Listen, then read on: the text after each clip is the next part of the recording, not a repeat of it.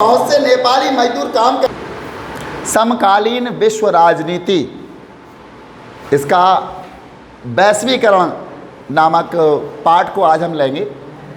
और वैश्वीकरण में हम देखेंगे सबसे पहले वैश्वीकरण की अवधारणा। इसके लिए एक कहानी के माध्यम से हम देखेंगे वैश्वीकरण की अवधारणा क्या है। जनार्दन एक कॉल सेंटर में बैठा या काम करता है। वह देर दोपहर में काम के लिए निकलता है। देर दोपहर मतलब दोपहर में वो काम के लिए निकलता है और दफ्तर में घुसने के साथ ही वह जॉन बन जाता है। जनार्दन था, देर दोपहर वो निकल के कॉल सेंटर में काम करने जाता है और जैसे ही वो दफ्तर में घुसता है तो जॉन बन जाता है। जनार्दन से जॉन। नया लहजा अख्तियार कर लेता है। जो जनार्दन था बेचारा, जिस लहजे में वो निकल के घर से गया था, दफ्तर में घुसते ही वो नया लहजा अख्तियार कर लेता है। नई बॉडी लैंग्वेज, नया बोलचाल, नई बात, सब कुछ नया आ जाता है। और हजारों किलोमीटर दूर बसे अपने ग्राहकों से बात करने के लिए एक नई भाषा बोलने लगता है। उस कॉल सेंटर में बैठ करके हजारों किलोमीटर दूर बसे हुए उसके जो ग्राहक हैं, उसके जो कस्टमर हैं, उनसे एक नई भाषा या नई जुबान में बात करने लगता है। अपने घर में वह ना तो यह भाषा और ना ही इस लहजे में बोलता है।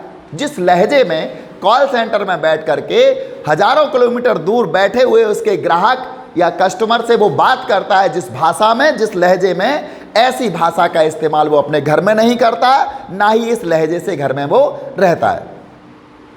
वह सारी रात काम करता है। क्योंकि देर दोपहर गया था तो सारी रात काम करता है, जो दरअसल उसके विदेशी ग्राहकों के लिए दिन का समय होता है। ये विदेशी ग्राहकों के लिए कौन सा समय होता है? दिन का।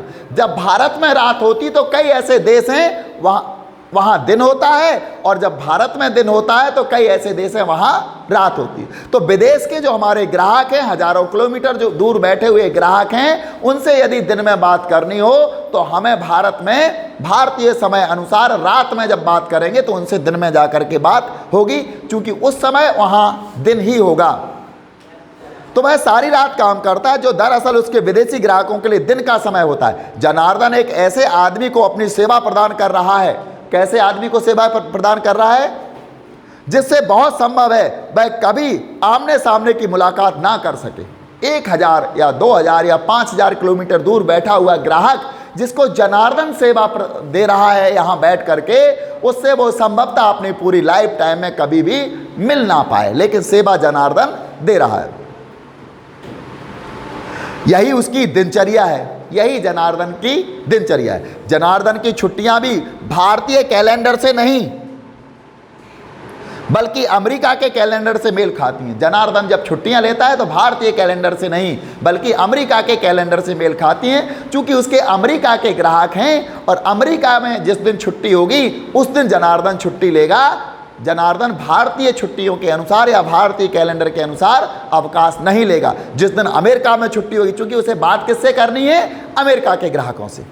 तो जाकर के जनार्दन का की जो छुट्टियां होती हैं वो कहाँ से होती हैं? अमेरिका के कैलेंडर से मेल खाती हैं। उसके ग्राहक जहाँ रहते हैं अमेरिका में। अपनी 9 वर्षीय बेटी को जन्मदिन का उपहार देने के लिए रामधारी बाजार गया। आज रामधारी बाजार जा रहा है, उसकी 9 वर्षीय बेटी है, उसको एक गिफ्ट लेने के लिए, उसको एक तोहफा देने के लिए वो बाजार चला गया। उसने अपनी बेटी को एक छोटी सी साइकिल उपहार में देने का वायदा किया। उसने अपनी बेटी को एक छोटी सी साइकिल देने का वायदा किया। रामधारी ने बाजार में जाकर ऐसी साइकिल ढूंढने का फैसला किया जो उसे कीमत के लिहाज से जच जाए। अब रामधारी उसको क्या देना चाहता था? छोटी सी साइकिल का उपहार दिया था। वो रामधारी ने बाजार में जाकर ऐसी साइकिल ढूंढने का प्रयास किया जो उसकी कीमत में फिट हो जाए, उसकी पॉकेट जितना अलाउ कर रहे उतने में वो साइकिल मिल जाए।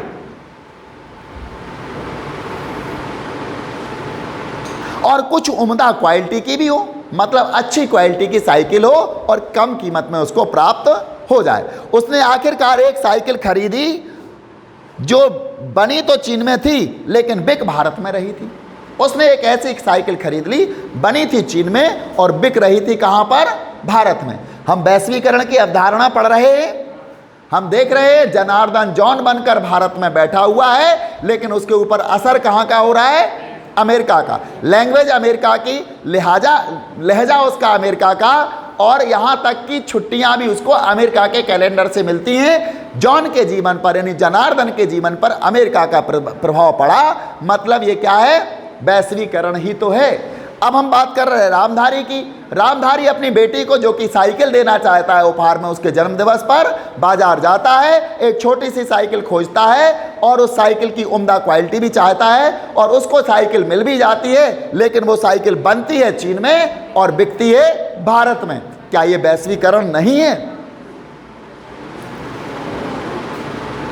पिछले साल अपनी बेटी की जिद पर रामधारी ने उसे बार्बी डॉल खरीद कर दिया। एक बार्बी डॉल होती है जो कि बेटियां खेलती हैं उससे, छोटी छोटी बेटियां। तो बार्बी डॉल देने का उसने फैसला किया था, जो दरअसल संयुक्त राज्य अमेरिका में बनी थी और भारत में बिक रही थी। बनी कहाँ थी बार्बी डॉल? अमेरिका में। बड़ी सुंदर गुड़िया होती है बार्बी डॉल, तो वो कहाँ बनी थी? अमेरिका में बनी हुई थी और बिक भारत में रही थी। चूंकि बच्चों के जो खिलौने होते वो अपने आप में ही सुंदर होते। सारिका अपने परिवार में पहली पीढ़ी की शिक्षित है। देखिए, हमने 3 चीज़ें देखी। अमेरिका में जो ग्राहक बैठे उनसे जनार्दन जॉन बनकर बात करता है। रामधारी अपनी बेटी के लिए साइकिल चीन में बनी हुई खरीदते हैं, जो कि भारत में बिक रही होती है। उन्होंने पिछले वर्ष अपनी बेटी को उपहार में जन्मदिन पर क्या दिया था? बार्बी डॉल दी थी, जो कि अमेरिका में बनी थी। अब सारिका अपने परिवार में पहली पीढ़ी की शिक्षित है। कठिन मेहनत के बूते, मतलब वो पहली सबसे ज़्यादा शिक्षित वही है, और वो अपनी कठिन मेहनत के बल पर क्या करती है? बूते। और कॉलेज में वह अव्वल साबित हुई। कठिन मेहनत की उसने, और वो कॉलेज में अव्वल का मतलब है प्रथम श्रेणी से आई, प्रथम स्थान प्राप्त किया। अब उसे नौकरी करने और एक स्वतंत्र कैरियर की शुरुआत करने का अवसर हाथ लगा था। चूंकि सारिका पढ़ी लिखी थी, कॉलेज में अव्वल आई थी, तो अब उसको नौकरी करने का अवसर भी हाथ लग गया। ऐसे अवसर के बारे में उसके परिवार की महिलाएं सोच भी नहीं सकती थी। उसके परिवार की महिलाओं ने कभी सोचा नहीं था ऐसा अवसर सारिका को मिला, चूंकि वो कॉलेज में अव्वल आई थी। सारिका के रिश्तेदारों में से कुछ इस नौकरी का विरोध कर रहे हैं। सारिका के कुछ रिश्तेदार हैं इस नौकरी का विरोध कर रहे हैं, लेकिन सारिका ने आखिरकार यह नौकरी करने का फैसला किया, क्योंकि उसकी पीढ़ी के नौजवानों के सामने नए अवसर मौजूद हैं। उसकी पीढ़ी के जो नौजवान हैं उनके सामने नए अवसर मौजूद हैं। ये तीनों उदाहरण वैश्वीकरण का एक नया एक पहलू दिखाते हैं।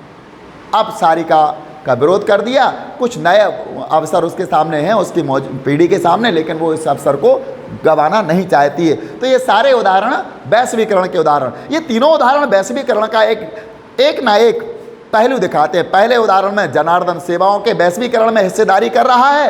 रामधारी जन्मदिन के लिए जो उपहार खरीद रहा है उसमें हमें विश्व के एक भाग से दूसरे भाग में वस्तुओं की आवाजाही का पता चलता है। इसी प्रकार सारिका के बारे में अगर बात करें तो वो सामने जीवन मूल्यों के बीच दुविधा की स्थिति है। जीवन मूल्यों के बीच दुविधा है, वो नौकरी करे या ना करे। यह दुविधा अंशतः उन अवसरों के कारण पैदा हुई है जो उसके परिवार की महिलाओं को पहले उपलब्ध नहीं थे। परिवार की महिलाएं इसलिए विरोध करती क्योंकि उनको ये अवसर उपलब्ध नहीं हुआ, तो जाकर के सारिका का वो विरोध करने लगती हैं। लेकिन आज वे एक सच्चाई है और जिन्हें व्यापक स्वीकृति मिल रही है, लेकिन नई पीढ़ी उसको स्वीकार करती है। यदि हम वास्तविक जीवन में वैश्वीकरण शब्द के इस्तेमाल को परखें तो पता चलेगा कि इसका इस्तेमाल कई तरह के संदर्भों में होता है। यदि वैश्वीकरण के शब्द को हम देखें, इसका इस्तेमाल कहाँ होता है, हमारे जीवन में के किन किन पहलुओं में वैश्वीकरण का समावेश हो रहा है, तो इसका हमें पता चलेगा कि इसका इस्तेमाल हम कैसे करते हैं। नीचे कुछ उदाहरण दिए जा रहे हैं, इन्हें देखिए। ये उदाहरण ऊपर के उदाहरणों से कुछ अलग हैं। सबसे पहले, फसल के मारे जाने से कुछ किसानों ने आत्महत्या कर ली। मतलब फसल नष्ट हो गई तो किसानों ने क्या कर ली? आत्महत्या। चूंकि किसान का फसल में सब कुछ लगा होता है, किसान ही फसल के जीवन का आधार होती है, तो जब फसल नष्ट हो गई तो किसानों ने आत्महत्या कर ली। इन किसानों ने एक बहुराष्ट्रीय कंपनी से बड़े महंगे बीज खरीदे थे। कौन सी कंपनी से? मल्टीनेशनल कंपनी थी, बहुराष्ट्रीय कंपनी जो कई राष्ट्रों में बीज बेचती थी। उस कंपनी से किसानों ने क्या खरीदा था? बीज खरीदे थे बहुत महंगी कीमत पर। जब महंगी कीमत पर उन्होंने बीज खरीदे थे और जाकर के पैसा खूब लगा दिया था, खूब निवेश किया, खाद भी दिया और उनमें रासायनिक उर्वरक भी दिए, रासायनिक या कीटनाशक दवाएं भी दी, लेकिन इसके बाद भी वो फसल नष्ट हो गई, तो किसानों को आत्महत्या करनी पड़ी। चूंकि क्यों करनी पड़ी? वो बहुराष्ट्रीय कंपनियां थी। ये वैश्वीकरण है, क्योंकि बहुराष्ट्रीय कंपनी, एक कंपनी एक से अधिक राष्ट्रों में काम करती है। यूरोप स्थित एक बड़ी और अपनी प्रतियोगी कंपनी को एक भारतीय कंपनी ने खरीद लिया। यूरोप की कोई कंपनी थी और उस कंपनी को भारत की एक कंपनी ने खरीद लिया, जबकि खरीदी गई कंपनी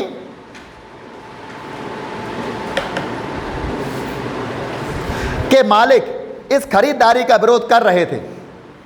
जो खरीदी गई कंपनी है उसके मालिक इस खरीदारी का विरोध कर रहे थे। अनेक खुदरा दुकानदारों को भय है कि अगर कुछ बड़ी अंतर्राष्ट्रीय कंपनियों ने देश में खुदरा दुकानों की अपनी श्रृंखला खोल ली तो उनकी रोजी रोटी जाती रहेगी। खुदरा का मतलब होता है फुटकर विक्रेता, जो वस्तुओं को ग्राहकों को सीधे बेचते हैं, ग्राहकों को खुले तौर पर बेचते हैं, ग्राहक की आवश्यकता के अनुसार वस्तु देते हैं, वो सब खुदरा दुकानदार होते हैं। इन्हें रिटेलर कहा जाता है। लेकिन भारत के रिटेलर या खुदरा दुकानदारों को इस बात का भय था कि यदि विदेशी दुकानदार यहाँ पर बहुराष्ट्रीय कंपनियां देश में खुदरा दुकानें अगर चालू कर देंगी तो हमारी रोजी रोटी चली जाएगी। यहाँ पर मुंबई के एक फिल्म निर्माता पर आरोप लगे हैं कि उसने बॉलीवुड में बनी एक फिल्म की कहानी उठाकर अपनी हॉलीवुड में बनी एक फिल्म की कहानी उठाकर अपनी फिल्म बना ली है। देखिए, हॉलीवुड कौन है और बॉलीवुड कौन है? हॉलीवुड जो विदेशी फिल्में बनाई जाती हैं, अमेरिका में जो फिल्में बनाई जाती हैं, वो सारी फिल्में हॉलीवुड के अंतर्गत आती हैं, जबकि भारतीय फिल्म उद्योग जो कि मुंबई में स्थित है, इसके द्वारा जो मूवी या फिल्म बनाई जाती है, इनको बॉलीवुड कहा जाता है। तो अनेक फिल्म निर्माताओं पर इस बात का आरोप लगाया जाता है कि उसने हॉलीवुड में बनी एक फिल्म की कहानी उठाकर अपनी फिल्म बना ली। उसने क्या किया? हॉलीवुड यानी अमेरिका की किसी फिल्म की कहानी देखी और उसने भारत की फिल्म बना ली, नहीं उसी कहानी के आधार पर भारत की फिल्म बना ली। ये बहुत सारे फिल्म निर्माताओं पर आरोप लगता है। यहाँ भी वैश्वीकरण है, क्योंकि विश्व के किसी कोने में बनी हुई फिल्म को हमने कॉपी किया और अपने यहाँ उसको बना के लोगों को बताया, क्योंकि वहाँ की उसमें संस्कृति होगी, वहाँ की संस्कृति, वहाँ का के विचार, वहाँ का रहन सहन, सब कुछ वहाँ की फिल्म में होगी। और जा कर के भारतीय फिल्मों में जब उसको दिखाया जा रहा है तो निश्चित है कि इसमें वैश्वीकरण हो रहा है। पश्चिमी परिधान पहनने वाली कॉलेज की छात्राओं को एक उग्रवादी संगठन ने एक बयान में धमकी दी है। जो छात्राएं पश्चिमी परिधान पहनती हैं, विदेशी कपड़े पहनती हैं, विदेशी कपड़ों की नकल करके पहन करके कॉलेज जाती हैं, उनको एक आतंकवादी संगठन ने जाकर के, उग्रवादी संगठन ने धमकी दी है कि यदि आप ऐसे वस्त्र पहनकर कॉलेज जाओगी तो निश्चित है कि तुमको जान या माल की धमकी दे देते हैं। ये भी एक वैश्वीकरण है। वो क्या कहना चाहते हैं कि आप भारत में रहती हो तो भारतीय परिधान में रहिए, पश्चिमी परिधान में नहीं, चूंकि ये पश्चिम नहीं है। ये उदाहरण हमें बताते हैं कि वैश्वीकरण हर अर्थ में सकारात्मक नहीं होता, लोगों को इसके दुष्प्रभाव भी पड़ सकते हैं। दरअसल ऐसे लोगों की संख्या ज़्यादा है जो मानते हैं कि वैश्वीकरण के सकारात्मक प्रभाव कम और नकारात्मक प्रभाव ज़्यादा है। देखिए, वैश्वीकरण के कुछ सकारात्मक प्रभाव है, कुछ नकारात्मक प्रभाव। सकारात्मक प्रभाव कौन है और नकारात्मक प्रभाव कौन है? सकारात्मक प्रभाव वो होते हैं जो हमें आगे बढ़ने में सहयोग करते हैं, नकारात्मक प्रभाव वो होते हैं जो हमको रोकते हैं। जैसे कि एक कॉलेज में पढ़ने वाली छात्राओं को एक उग्रवादी संगठन धमकी देता है कि वो किस प्रकार के वस्त्र पहन करके कॉलेज में जाएं, ये नकारात्मक प्रभाव हो जाता है। इन उदाहरणों से यह भी पता चलता है कि वैश्वीकरण सिर्फ आर्थिक मसलों से नहीं जुड़ा और जरूरी नहीं कि प्रभाव की दिशा हमेशा धनी मुल्कों से गरीब मुल्कों की ओर गतिशील हो। ये भी नहीं है इसमें वैश्वीकरण में कि जो प्रवाह है वो धनी मुल्कों से गरीब मुल्कों की तरफ जाए, गरीब से धनी मुल्कों की तरफ भी जा सकता है। चूंकि वैश्वीकरण शब्द का प्रयोग अधिकांशतः सटीक अर्थों में नहीं होता है, इसलिए यह स्पष्ट करना जरूरी है कि इसका सही अर्थ क्या है। एक अवधारणा के रूप में वैश्वीकरण की बुनियादी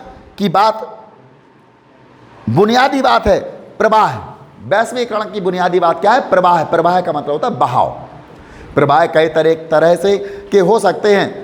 विश्व के एक हिस्से के विचारों का दूसरे हिस्से में पहुंचना। जब विश्व के एक हिस्से के विचार दूसरे हिस्से में पहुंचते हैं, अभी हमने बताया था कि किसी ने एक फिल्म निर्माता पर आरोप लगाया कि उसने हॉलीवुड की फिल्म की कहानी को उठा करके बॉलीवुड की कहानी में डाल दिया है। तो ये वहाँ के क्या देखे हमने, विचारों का प्रभाव यहाँ आया। तो प्रवाह कई तरह के हो सकते हैं। विश्व के एक हिस्से के विचारों का दूसरे हिस्से में पहुंचना, पूंजी का एक से ज़्यादा जगहों पर जाना, वस्तुओं का कई कई देशों में पहुंचना और उनका व्यापार तथा बेहतर आजीविका की तलाश में दुनिया के विभिन्न हिस्सों में लोगों की आवाजाही यहाँ सबसे जरूरी बात है। विश्वव्यापी पारस्परिक जुड़ाव जो ऐसे प्रभावों की निरंतरता से पैदा हुआ है और कायम भी है। वैश्वीकरण एक बहुआयामी धारणा है। इसके अंतर्गत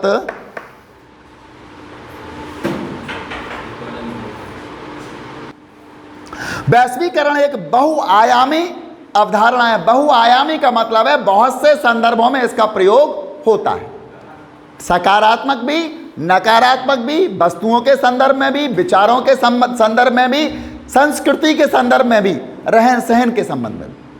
तो एक बहुआयामी अवधारणा है। इसके राजनीतिक, आर्थिक और सांस्कृतिक अवतार हैं और इनके बीच ठीक ठीक भेद किया जाना चाहिए। यह मान लेना गलत है कि वैश्वीकरण केवल आर्थिक परिघटन है। ये लोग कुछ मान लेते हैं कि वैश्वीकरण केवल आर्थिक परिघटन है, यहाँ की वस्तु विदेश में, विदेश की यहाँ बिक जाती है, खरीद सकते हैं। ये आर्थिक परिघटन नहीं है।